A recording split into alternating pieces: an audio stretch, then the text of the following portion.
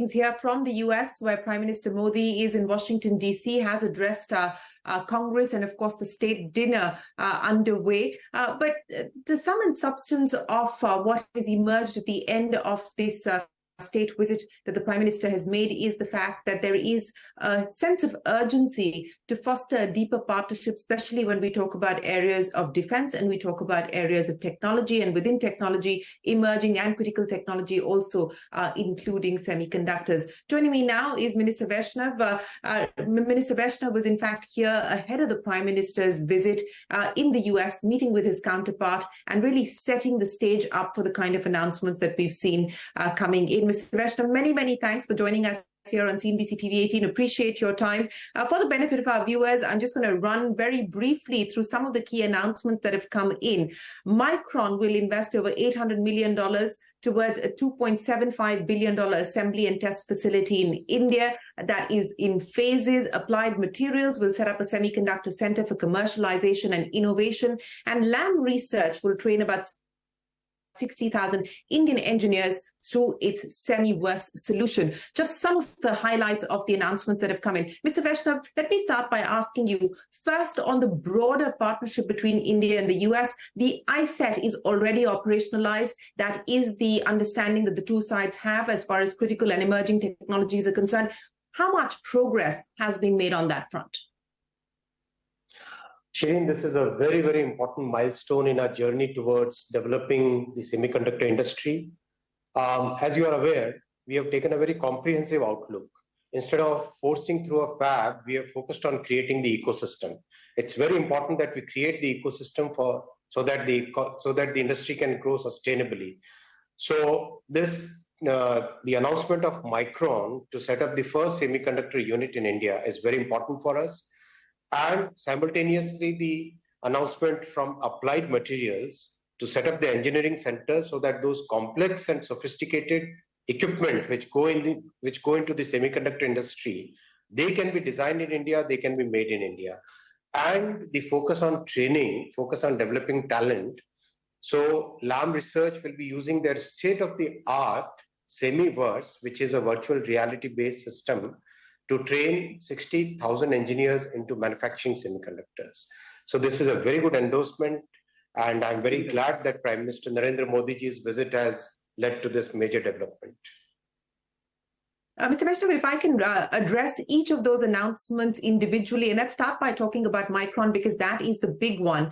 There will be a component of what the center puts on the table, which is about 50%, and what the state government in the state of Gujarat will put on the table, which amounts to about 20%. Can you explain the structuring and the contours of the incentives, how they will be rolled out, and what it will eventually mean, both for the center as well as for the state government? Our semiconductor program, right from the beginning, had a very clearly defined structure for giving the incentives.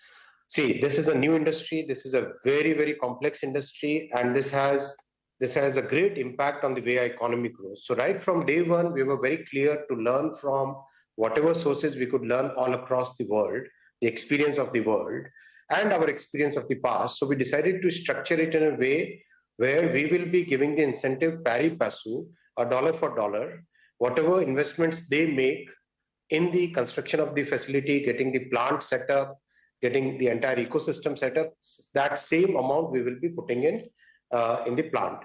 The government of Gujarat is topping up that incentive through its own cabinet approved policy. So this is going to be a very important milestone. See, what's important is, when the first plant comes, the chemicals which are required in the semiconductor industry, the gases which are required in the industry, the equipment manufacturers, the entire ecosystem of logistics which is required, it's a very precision kind of industry. All that starts coming, and that sets the stage for the entire industry to grow. So we are very hopeful, and we have very high level of confidence that we should be seeing 2 or 3 major announcements in the coming months. Okay, 2 or 3 major announcements is what you're anticipating. I'll get to that in just a second, but let me address the Micron issue, sir. When do you expect the facility to be operationalized? What's the indication given by the company? And also, what is the approved capacity that's been cleared for Micron specifically? So land allocation has been practically done.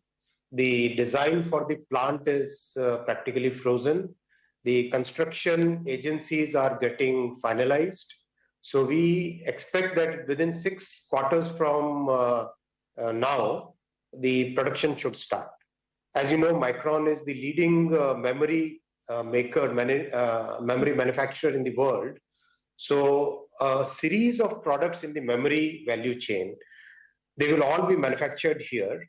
And I wouldn't be able to put a full complete number on which particular memory will be how much capacity, but the overall, when the plant ramps up to its full production, the revenue from the top line, the turnover from this plant will be of the order of $1 billion per annum.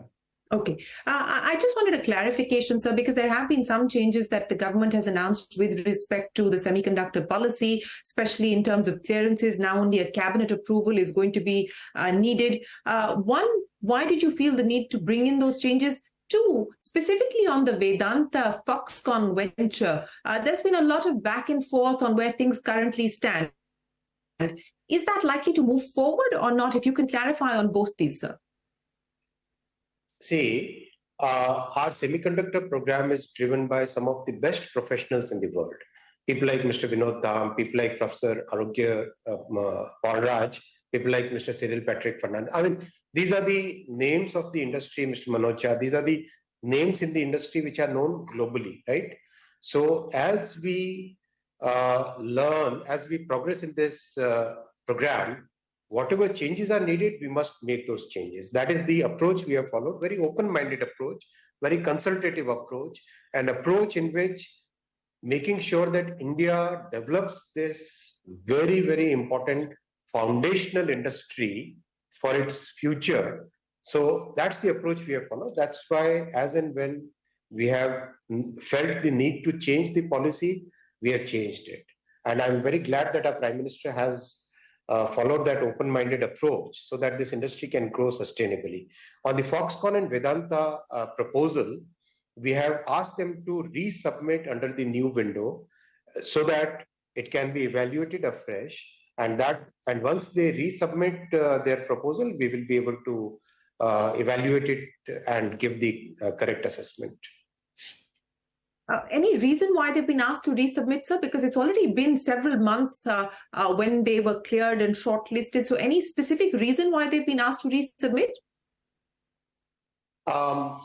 The qualification criteria which was laid out when the program was first rolled out 1.5 years ago, many of those criteria has changed. The industry has also seen a kind of change in its composition.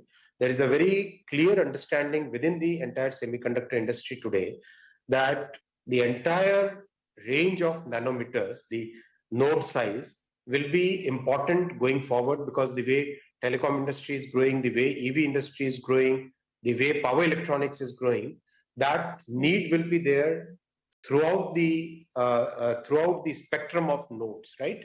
From all the way from 14 nanometer, 8 nanometers to 80 nanometers, 90 nanometers.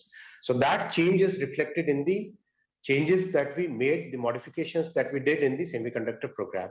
So we have requested all the earlier applicants to change their proposals, to resubmit their proposals as per the revised guidelines. Well, on that note, we'll take a break, but when we return, we continue our conversation with the IT and Telecom Minister Ashwini Vaishnaw. Stay on with us.